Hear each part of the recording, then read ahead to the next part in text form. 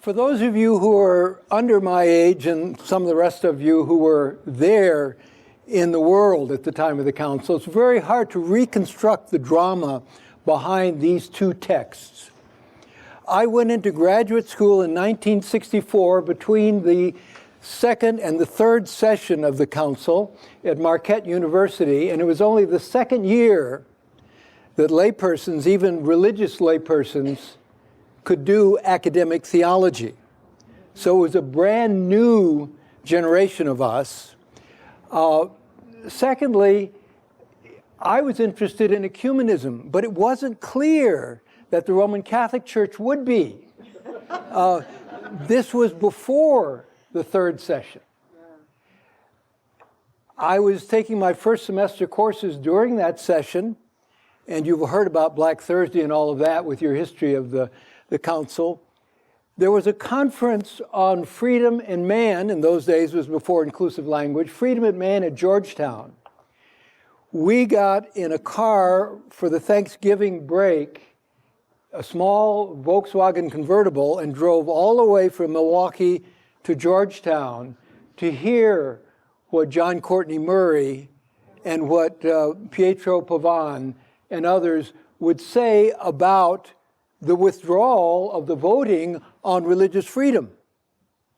I mean, we'd just come out of this very bruising campaign in 1960 with John F. Kennedy. And growing up in the South, you could look at every Baptist marquee and know exactly how to vote. Of course, not by name, but you just knew that the Catholic Church was very much on the margins of American society. And so, in a way, it was like Notre Dame and all this other stuff. It was a miracle that Kennedy got elected.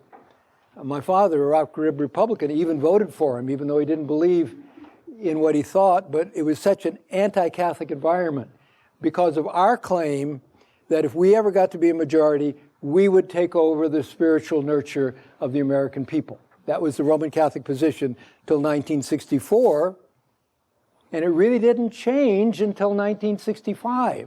So that Black Thursday and that trip to Washington was very existential. Now I remember during that second semester, because if you remember, Lumen Gentium and Unitatis Redemptio were approved in the third session, and Dignitatis Humanae in the fourth. Well, I remember running down to the Cardine bookstore a month before comps to read Lumen Gentium in English, because I wasn't a Latinist, so that I could use it in my comps.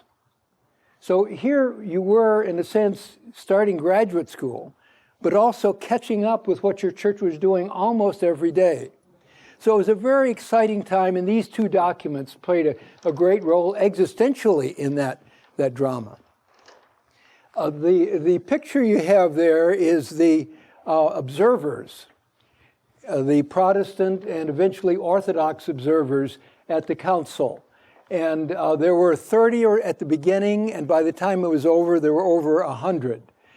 And the observers are a key factor, particularly in these two texts, because religious freedom was one of the litmus tests of whether the council would be a success or not from a global non-Catholic point of view. Was the Catholic Church committed to enforcing Catholicism as the established religion wherever it could get a majority? That was the Catholic position at the time of the council. So people were listening very closely. And indeed, when religious freedom was finally approved in the fourth session, people like Albert Outler would say that this was the most important text of the whole council. Well, how you judge the texts and their relationship to the ecumenical and interreligious work is hard to say, but certainly Dignitatis Humanae on religious freedom was a necessary prelude to either ecumenism or interreligious dialogue. If there was no level playing field in the civil order from a Catholic point of view, there was no reason to talk to Catholics, because the only reason they were there was to take over eventually and have the state enforce their religion. So it was a very, in a sense, interesting time to be at work. Well, those are the observers. They had a great deal of influence, informal, Some of them were better Latinists than the Council Fathers. Many of them knew more Catholic theology than the bishops who were making the decisions. They had read Congar, they had read Danielou, they knew the work that Catholics were doing. Some of them knew Trent and could quote it in Latin. So it was a genius on the part of Cardinal Bea and Johannes Willebrands, at that time a Monsignor, to invite academic observers and not bishops or not formal church leaders. Now, some sent formal church leaders, but some of these were the best scholars the Methodists or the Presbyterians or the Episcopalians could offer. And even some of the scholars were also bishops, like a couple of the Anglicans.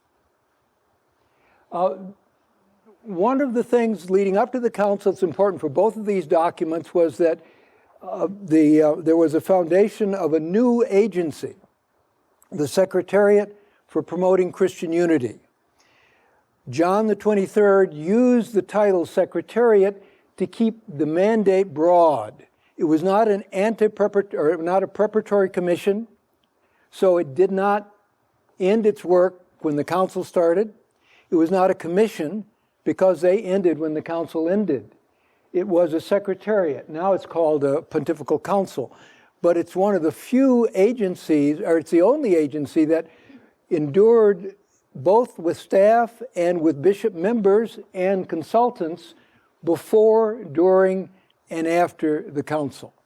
So it had a unique role, and as Don talked to you in Revelation, the Theological Commission and Christian Unity were put together to do the decree on Revelation, Dei Verbum.